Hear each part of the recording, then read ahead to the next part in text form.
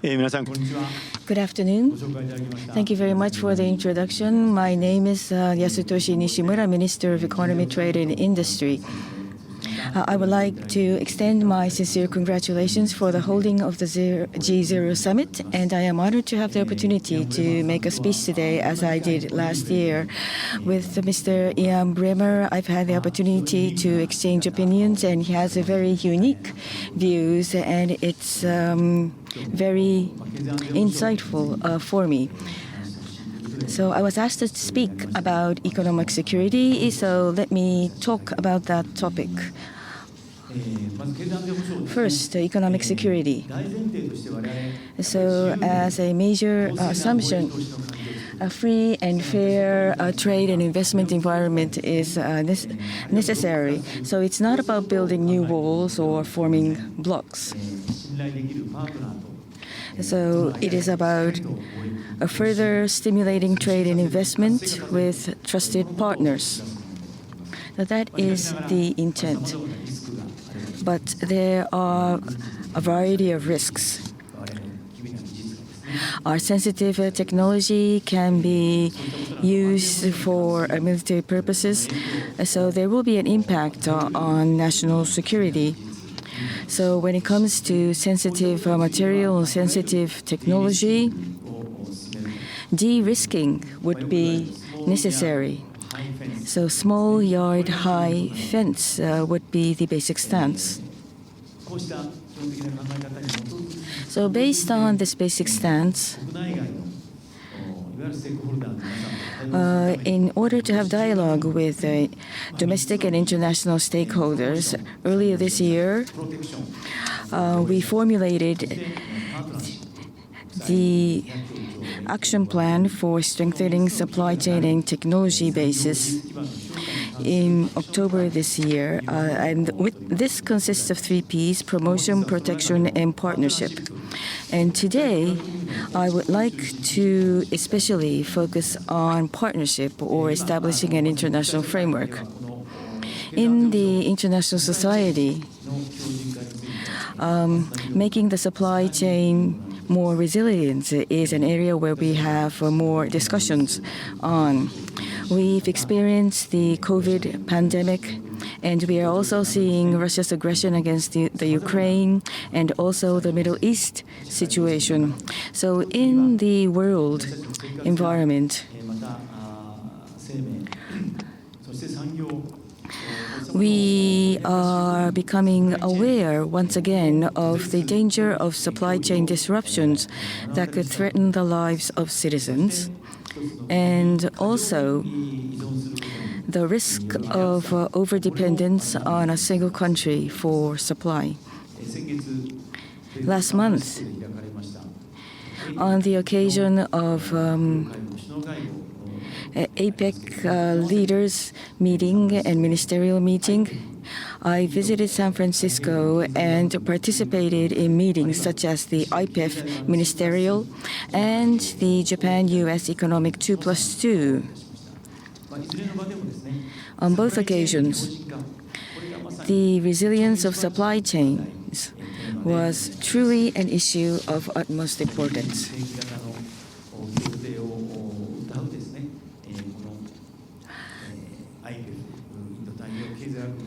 IPEF is an economic arrangement designed to tackle the 21st century challenges, and the first and most symbolic outcome of IPEF is the supply chain agreement on making the supply chain more resilient.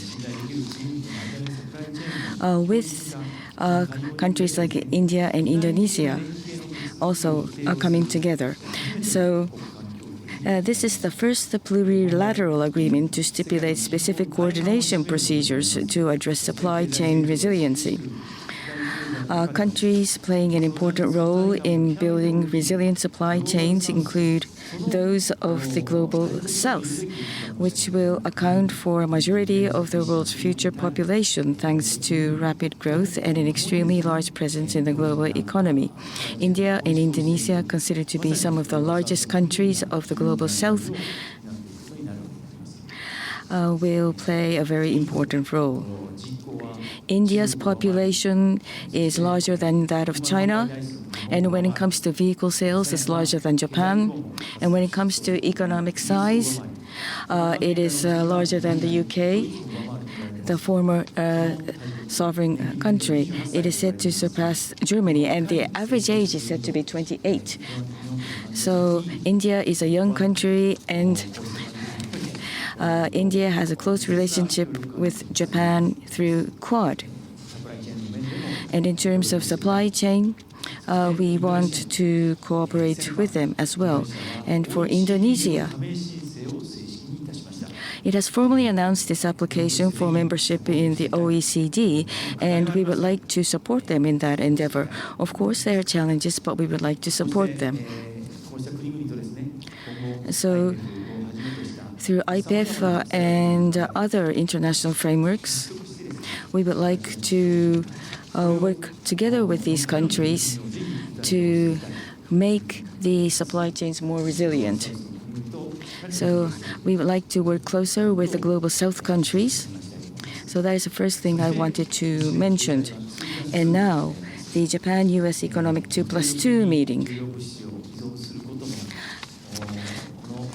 We discussed the importance of efforts to avoid overdependence on specific countries for the supply of critical goods.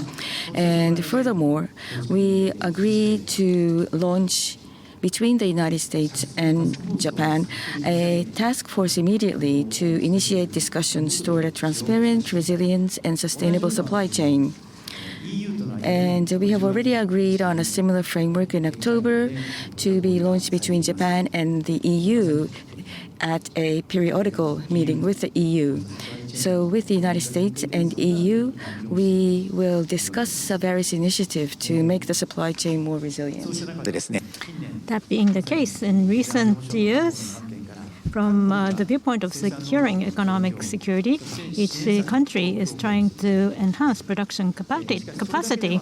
But that alone is not enough to counter market distortions.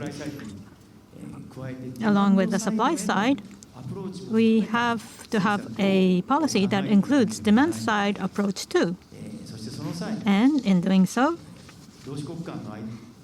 we should avoid falling into subsidy competitions among like-minded countries. And among like-minded countries, there should be the respect for free trade and investment. And I frankly conveyed these ideas to the US and the EU and was able to receive empathy from the partners. So for Japan, for GX and DX, these are very important policies, and in implementing these policies, such ways of thinking should be incorporated. And we are going to examine such a possibility. And also in the future, there should be cooperative efforts with like-minded countries. And I mentioned the task force earlier. We can make use of such task force so that we can promote the concrete steps. The other thing that is important is the critical minerals. Stable supply of critical minerals is also of a top priority for us. And critical minerals, in terms of production and smelting, are limited to a handful of locations, and at the same time, recently, we have seen a number of cases where export controls have been tightened. And as I said earlier, there's the Japan-US Economic 2+2, and there we were able to confirm our commitment to cooperate for a stable supply of critical minerals. With awareness of these issues, after taking the position of minister, I have circled the globe 8 times and have had discussions, especially with resource-rich countries. And based on the trust that's been established, we will continue to work on diversification with reliable partners for the further resilience of critical partners. In the G7, Canada, and there was Australia, which was specially invited to the G7 Trade Ministers meeting. And I think these countries are the best examples. In September this year, I visited Canada with members from the Japanese industry, and there is the graphite from the mining of graphite to the production of anode material for materials. We decided to collaborate on an integrated project, and I was able to witness the agreement between Japanese companies and Canadian companies. And from the 1st of this month, China is strengthening export controls on graphite, and this was announced so that this project with Canada for the diversification of graphite supply is very timely. Also, Australia's partner in the Pacific have for many years been working to secure resources, a stable LNG supplier, and it's possible that the supply could be tight for a while, but there will be a stable supply from Australia. And with regards to critical minerals, for example, there is a company called Linus, which has been supported by the government to implement a rare earth project. And so this is one of the greatest achievements of Japan-Australia cooperation. And we will continue to work closely together so that we can launch new projects. Furthermore, in Asia, there are important countries rich in resources. Indonesia and the Philippines, members of IPEF mentioned earlier, they rank first and second in the world in nickel production, and there's also rare earth in Vietnam and India. So we will be collaborating with these countries too. Africa is also important.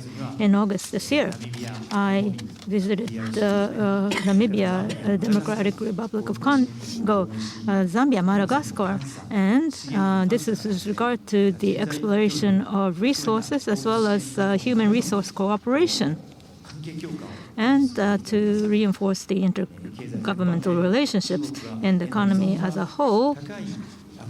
African countries have a high dependence on China, and so even in those countries, we want to have a diversification of partners to develop the economy together. I was able to feel that firsthand, and that means that there is ample room for Japan to contribute in this area.